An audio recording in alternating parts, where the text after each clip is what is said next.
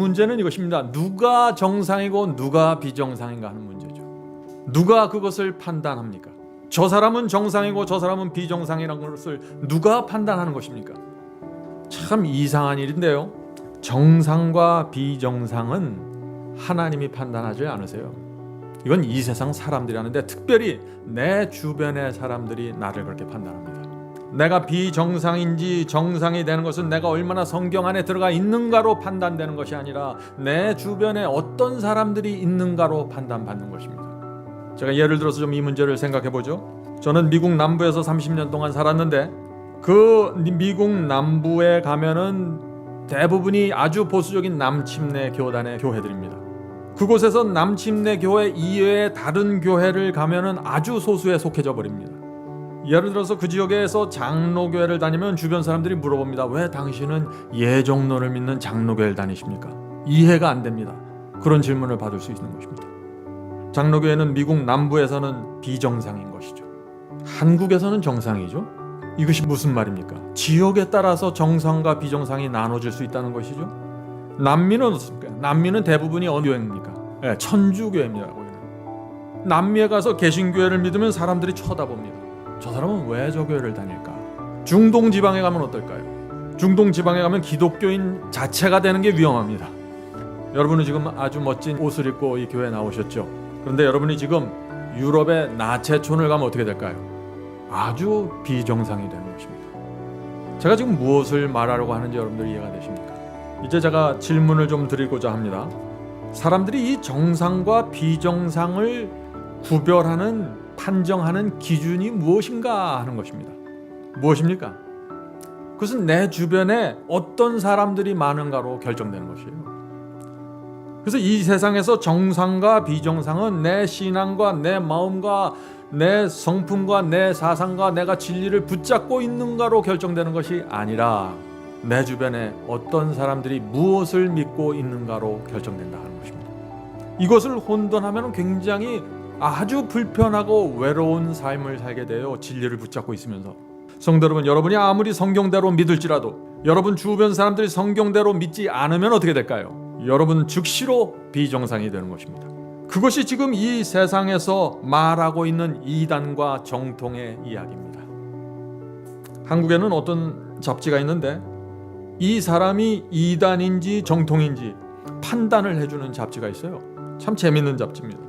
근데 그 잡지의 판단 기준이 무엇일까요? 아주 단순합니다. 그들은 성경을 열지도 않습니다. 단지 그 사람이 다수에 속하고 있는가를 보는 것입니다. 단지 그 사람이 다수의 지지를 받고 있는가로 보는 것이에요. 그것에 의해서 기사를 쓰고 판단을 하는 것입니다. 20년 전에 이단으로 낙인 찍혔던 교단이 있어요. 제가 아는 교단.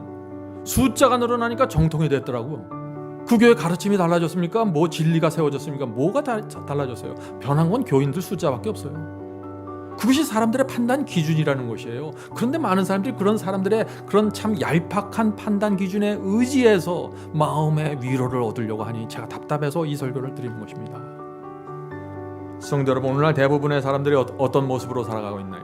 한 발은 성경 안에 들여놓고 한 발은 성경 밖에 내놓고 있습니다.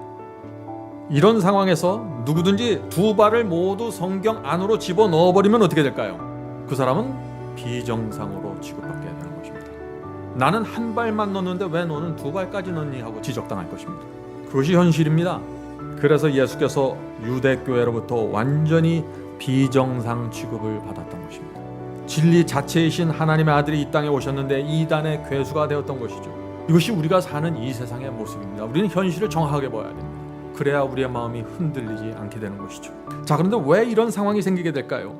왜냐하면 사람들은 진리가 무엇인가에 관심이 없습니다. 사람들이 관심 있는 것은 내가 다수에 속하는가를 보는 것이에요. 다수가 나를 지지하는 것을 보는 것입니다. 그게 중요한 것입니다. 사람들은 다수에 속해야만 내 삶이 편안하고 안전하다고 느낍니다. 그래서 내가 다수에 속한다는 사실을 알게 되면은 그 다음부터는 의심도 하지 않고 성경에 대해서 알아보려고 하지도 않습니다. 왜? 내가 다수에 속했다는 걸 알았으니까. 인터넷을 검색할 때도 마찬가지예요. 검색해서 많이 나오는 것이 정답이에요. 먼저 나오는 것이 진실이고 정말 그럴까요? 전혀 아니죠. 진실과 진리는 순서로 정하는 것도 아니고 투표로 정하는 것도 아니고 숫자로 정하는 것도 아니에요. 그것은 성경으로 결정하는 것입니다. 성경이 최고의 권위고 성경이 진실입니다. 누구도 그것을 밀어낼 수 없어요. 성도 여러분, 오늘 왜 갑자기 제가 숫자 이야기를 합니까? 사람들이 자꾸 숫자를 세면서 불안해하기 때문에 제가 이 말씀을 드리는 거예요. 많은 사람들이 이런 질문을 하죠. 유튜브에서 목사님이 하는 설교처럼 믿고 살면 아주 소수에 속하게 됩니다. 신앙을 그렇게 하면 매우 불안정할 것 같습니다. 하는 질문 말이죠. 목사님, 제가 정말 말씀대로 살아야 할까요? 소수에 속하는 것을 두려워하는 것입니다. 여러분들 이 질문에 대해서 어떻게 대답하시겠어요? 그리스도인이 왜 이런 염려를 할까요? 숫자에 매달려 있기 때문이죠. 어떤 교리가 나타나고 어떤 빛이 나타나면은 이 빛과 이 교리를 받고 있는 사람들이 몇 사람인가 숫자를 세는 것입니다. 자, 숫자 세는 것도 좋아요. 근데 숫자를 세려면 제대로 세라는 얘기예요. 제 얘기는 오늘 말씀의 주제는 그것입니다. 숫자를 제대로 세라. 어떻게 세야 될까요? 성도 여러분, 하나님 편에 서 있는 천사들의 숫자가 많습니까? 사탄과 악령들의 숫자가 많습니까? 하나님과 우주의 천사들의 숫자가 훨씬 더 많습니다.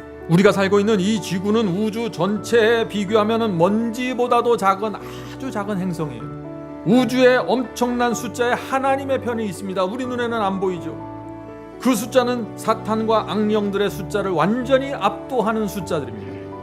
하나님께서 악령들을 압도하기 위하여 압도적인 숫자의 천사들을 날마다 이 지구에 보내주고 계신 것입니다. 그것을 보는 사람들이 믿음으로 살아갈 수 있는 것이에요. 더 이상 숫자를 세지 않습니다. 왜? 이미 숫자는 내가 압도하고 있기 때문에. 악령의 숫자가 하나님의 천사들보다 훨씬 숫자가 적습니다. 그런데 내가 내 주변에 있는 사람들 숫자를 세면서 그 숫자에 짓눌리면 어떻게 될까요? 진리를 외면하게 됩니다. 두려워하게 됩니다. 저 사람들이 나를 뭐라고 평가하는지 자꾸 들으려고 하죠.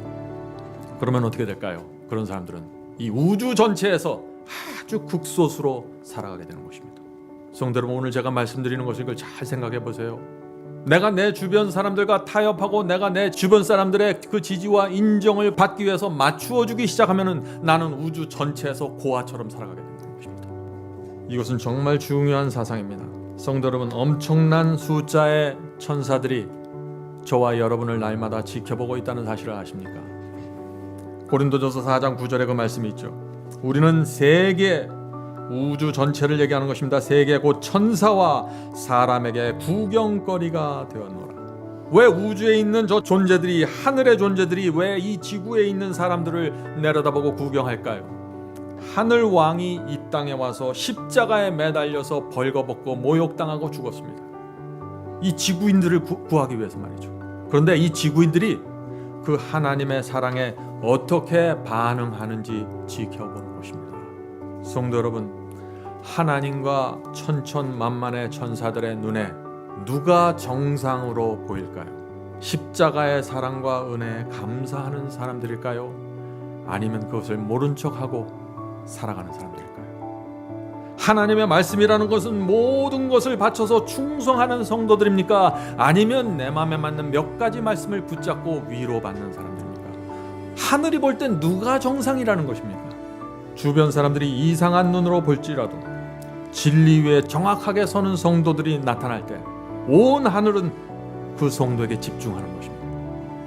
왜? 십자가가 만들어내기 원하는 바로 그 사람이 나타나기 때문이죠. 성도 여러분, 여러분이 삶 속에 여러분이 진리를 갖고 있다는 이유 때문에 어려움이 찾아오시면은 우주를 바라보세요. 얼마나 많은 숫자가 나를 지지해주고 있는지 바라보셔야 되는 것입니다. 그것이 믿음이랍니다. 여러분은 이 땅에서 소수로 몰릴 수 있습니다. 그러나 우리는 하늘의 시민권자로 살아갈 수 있는 것입니다. 그것이 바울의 호소입니다. 자, 갈라디아 1장 10절 보겠습니다. 이 말씀은 유명한 말씀이죠. 갈라디아 1장 10절입니다.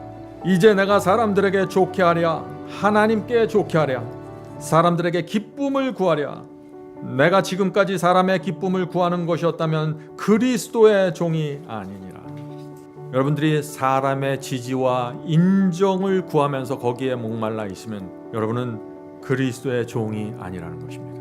하나님의 기쁨이 무엇인가 바라봐야 됩니다. 그것이 성도의 충성이고 하나님을 위해서 내 자신을 바친다는 말의 의미입니다.